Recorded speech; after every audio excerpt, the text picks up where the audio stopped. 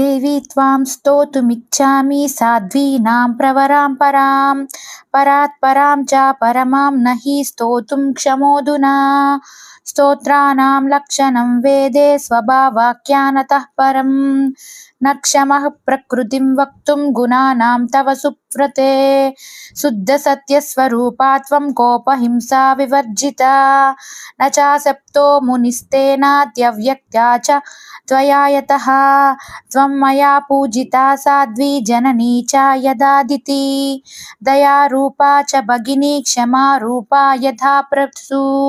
त्वया मे रक्षिता प्राणा पुत्रधारा सुरेश्वरी।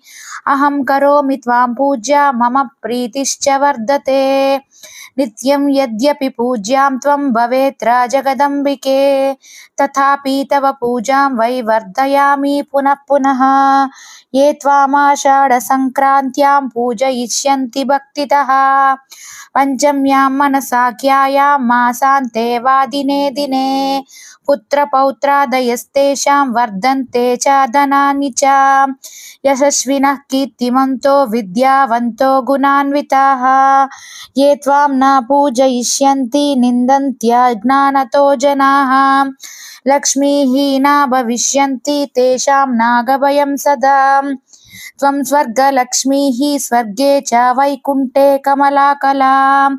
नारायणांसो भगवान् जरत्कारुर्मुनीश्वरः तपसा तेजसा त्वां च मनसा ससृजे पिता। अस्माकं रक्षणायैव तेन त्वं मनसाभिधा। मनसा देवी तु सक्ता चात्मना सिद्धयोगिनी तेन त्वं मनसा देवी पूजिता वन्दिता भवे। यां भक्त्या मनसा देवा पूजयन्त्यानि सम्भृशं तेन त्वां मनसा देवीं प्रवदन्ति पुराविदः। सत्वरूपा च देवी त्वं सर्वनिसेवया यो हि यद्भावयेन्नित्यं सतं प्राप्नोति तत्समम्।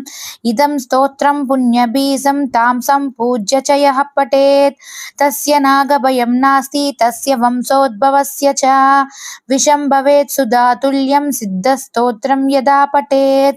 पञ्चलक्षजपेनैव सिद्धस्तोत्रो भवेन्नरः सर्पसायी भवेत् सोऽपि निश्चयं सर्पवाहनः।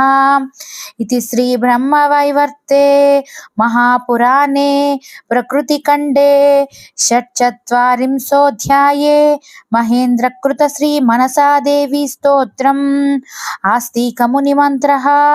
सर्पापसर्पभद्रं ते